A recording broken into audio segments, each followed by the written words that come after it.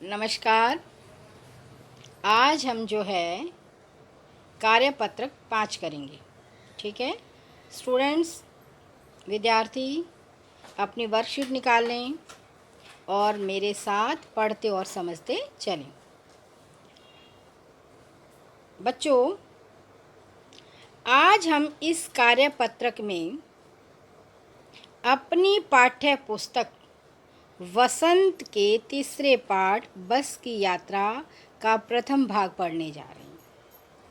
ये वर्कशीट जो है किस पाठ से ली गई है? तीसरे पाठ से। तीसरे पाठ का नाम क्या है? बस की यात्रा। और उसका भाग कौन सा है? पाठ का पहला भाग। यह हरिशंकर परसाई जी द्वारा लिखित एक व्यंग्यात्मक रचना है। कौन सी रचना है? व्यंग्यात्मक, जिसमें कि व्यंग्य भरा होता है, कटाक्ष, सीधे व्यंग्य किया जाता है। ठीक है बच्चों, ये व्यंग्य एक ऐसी विधा होती है जिसमें हम बातों को सीधे नहीं कहते, बल्कि हम उसे घुमा फिरा कर कह देते हैं। व्यंग्य का मतलब क्या होता है कि बात को सीधे ढंग से प्रस्तुत न करके उस बात को घुमाकर प्रस्तुत करना, दूसरे टेढ़े मेढ़े ढंग से प्रस्तुत करना, कि सामने वाले को, जो सुनने वाला है, सामने वाला व्यक्ति है, उसे उस बात का बुरा भी न लगे और वह हमारी बात को भी समझ जाए। ठीक है, आप सभी को पता लग गया कि व्यंग्य क्या होता है, व्यंग्यात्मक लेख क्या होता है। ये हिंदी की एक ऐसी विधा है। हिंदी की गद्य की बहुत सारी विधाएं होती हैं, जैसे कहानी है, नाटक है, संस्मरण है, रिपोर्टाज है, वृतांत है, उपन्यास हैं, ये सब। और व्यंग्य जो हम आज पढ़ने जा रहे हैं, व्यंग्य लेख बस की यात्रा, इसके लेखक कौन हैं? हरिशंकर परसाई। अब आपको पता लग गया कि व्यंग्य क्या होता है, कि जिसमें हम बात को सीधे न कहकर उसको घुमा फिरा कर कहते हैं, सीधे स्पष्ट न कहकर बात को टेढ़े ढंग से कहा जाए कि सुनने वाले को भी बुरा न लगे और उसे बात भी पूरी तरह से समझ में आ जाए। इस पाठ में लेखक व्यंग्य का प्रयोग करते हुए भारत की सार्वजनिक परिवहन व्यवस्था पर गहरी चोट कर रहे हैं। परिवहन क्या होता है? यातायात का ऐसा साधन जो बस है। आपने देखा होगा, पूरे लोग जो है बसों में यात्रा करते हैं। इधर उधर कहीं भी हमें जाना होता है, एक स्थान से दूसरे स्थान पर हम किससे जाते हैं? जैसे दिल्ली में रहने वाले हैं तो हमें जैसे पंजाबी बाग जाना है या कमला नगर जाना है, कहीं भी जाना। अब तो हमारे यहाँ मेट्रो की सुविधा हो गई है, लेकिन पहले हम सबसे ज़्यादा, और वैसे भी अभी भी जो है, सभी व्यक्ति, सर्वजन, हर एक व्यक्ति, प्रत्येक व्यक्ति बस के द्वारा सस्ते में यात्रा कर सकता है, पूरी दिल्ली में आसानी से घूम सकता है, जबकि मेट्रो के द्वारा यात्रा करना थोड़ा सा महंगा पड़ता है। आइए बच्चों, इस पाठ को पढ़ते हैं और समझते हैं। अब लेखक क्या बता रहा है, क्या कह रहा है लेखक? हम 5 मित्र, लेखक कितने मित्र हैं? 5 मित्र। उन्होंने तय किया कि शाम को 4 बजे की बस से चलेंगे और पन्ना से इसी कंपनी की बस सतना के लिए घंटे भर बाद मिलती है। कहाँ से चले? पन्ना से। और इसी कंपनी की बस, कंपनी की बस भी है। सतना के लिए, कहाँ जाना है? सतना के लिए घंटे भर बाद मिलती है, जो हमें जबलपुर, जबलपुर कहाँ है? इंदौर में। इंदौर में कौन सी ट्रेन? जबलपुर, जबलपुर की ट्रेन से मिला देती है और सुबह हम लोग अपने घर पर पहुंच जाएंगे। लेखक ने क्या कहा कि वो पहले बस में यात्रा करेगा, उसके बाद वो जबलपुर की ट्रेन पकड़ेगा और उसके बाद सीधे सुबह घर पहुंच जाएगा। हम में से 2 को सुबह काम पर हाजिर होना था। लेखक कितने मित्र हैं? 5। 2 को सुबह अपने काम पर हाजिर होना था, इसलिए वापसी का यही रास्ता अपनाना भी जरूरी था।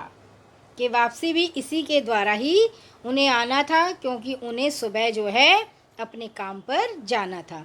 लोगों ने सलाह दी, क्या सलाह मशवरा दी, क्या राय दी कि समझदार आदमी इस शाम वाली बस में सफ़र नहीं करते।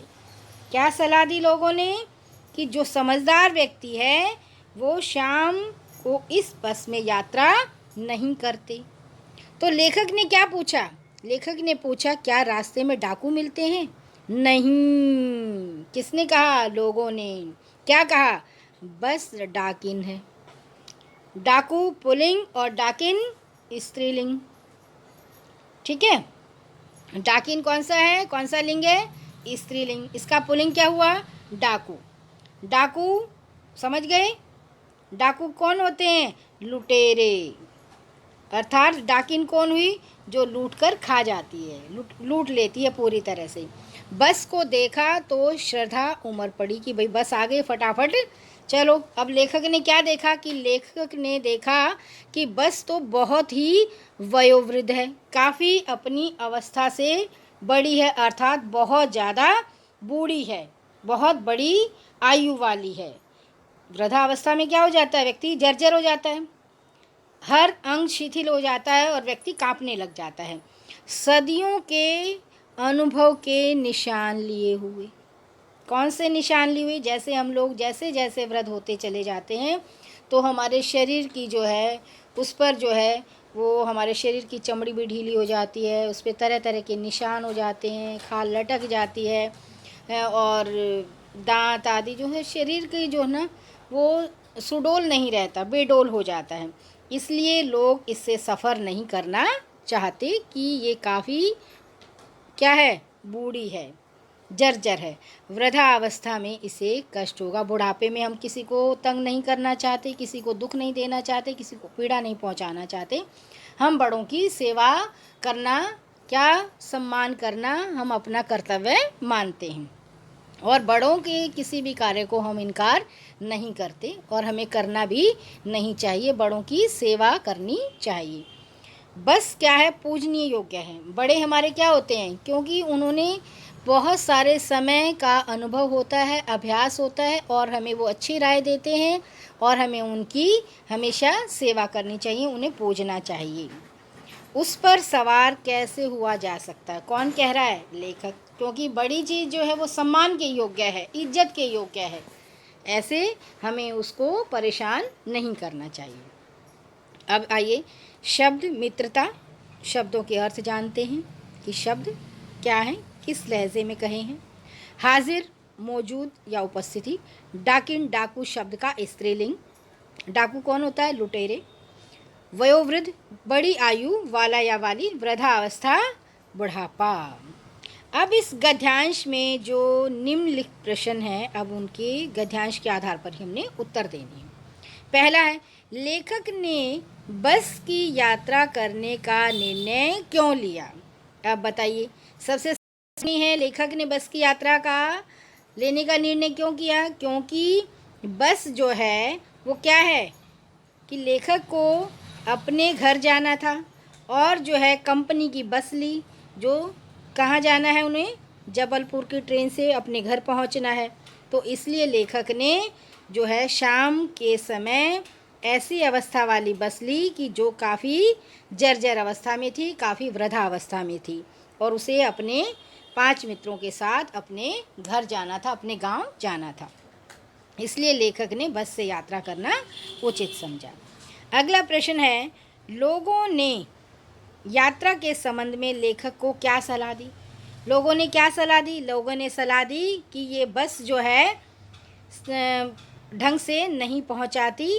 ये समझदार आदमी जो बुद्धि और विवेक वाला आदमी है, जिसके पास बुद्धिमता है, वो शाम को इस बस में सफ़र नहीं करते, क्योंकि ये बस कभी भी किसी भी समय ख़राब हो सकती है, ब्रेक फेल हो सकता है, स्टीयरिंग टूट सकता है आदि। इसमें कुछ कमियां हैं जो किसी न किसी समय पर इसमें क्या कर सकती हैं? परेशानी कर सकती हैं और समय से व्यक्ति अपनी यात्रा को पूरी नहीं कर सकता। इसलिए लोगों ने सलाह दी कि समझदार व्यक्ति, बुद्धिमत्ता वाला व्यक्ति इसमें शाम को सफ़र नहीं करता। तो लेखक ने पूछा क्या रास्ते में डाकू मिलते हैं? उन्होंने कहा नहीं।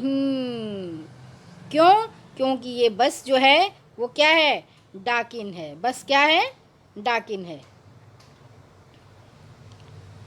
अगला प्रश्न है, बस को देखकर लेखक ने जो व्यंग्य भरी बातें कही हैं उन्हें अपने शब्दों में लिखिए।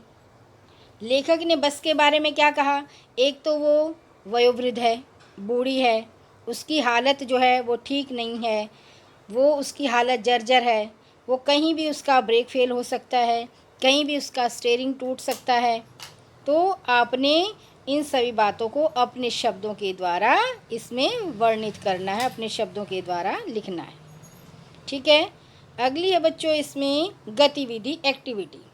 गतिविधि क्या करनी है? आपने अपनी कल्पना करनी है, अपनी जो कल्पना शक्ति है उसके अनुसार आपने लिखना है। इसमें आपके घर में कोई भी पुरानी चीज़ पड़ी है, ठीक है, कोई भी चीज़ हो सकती है, बर्तन हो सकता है या कोई कुर्सी हो सकती है, मेज़ हो सकती है, कोई भी जो कि काफ़ी पुरानी है, और आपने उसे मजाकिया लहजे में, जैसे हम मजाक करते हैं तो उसी लहजे में, जैसे व्यंग्य करके, लहजा कौन सा है? व्यंग्यात्मक, और आपने उसमें मज़ा लेकर उससे होने वाली बातचीत को आपने लिखना है। जैसे आपके घर में कोई कुर्सी पड़ी है, काफ़ी पुरानी है, तो आप उस कुर्सी को मजाक लहजे में, अरे अरे कुर्सी तू तो बहुत ही बूढ़ी हो गई है, तू तो काफ़ी वयोवृद्ध है, काफ़ी सालों से तुझ पर बैठते चले आ रहे हैं, अब तेरी हालत जो है वो अब बैठने लायक नहीं लगती। क्या पता तू किसी बैठे हुए व्यक्ति को नीचे ना लुढ़का दे, अब तेरी तो बाजू भी जो हिलने लगी है, तेरी तो जो नीचे बैठने का स्थान है वो भी काफ़ी जर्जर हो गया है, बैठने पर हिलती है। तो ऐसे आपने कुछ किसी न किसी चीज़ के बारे में आपने लिखना है। ठीक है बच्चों, समझ आ गई आप लोगों को ये वर्कशीट? धन्यवाद बच्चों।